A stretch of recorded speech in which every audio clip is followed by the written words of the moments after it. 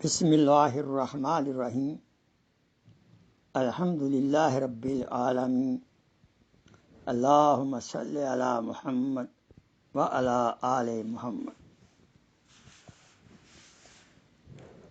ابو ہریرہ رضی اللہ تعالیٰ عنہ سے روایت ہے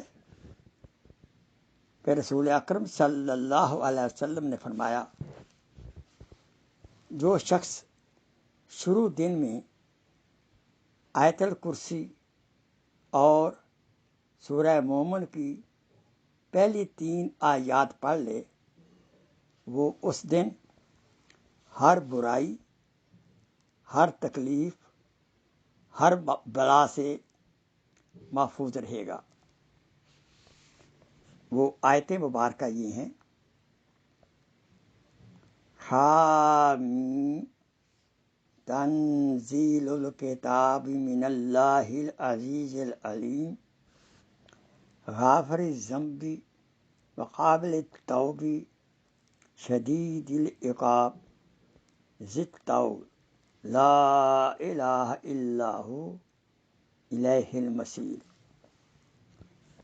تو آپ صبح فجر کی نماز کے بعد یہ پڑھ لیا کریں 3 بار،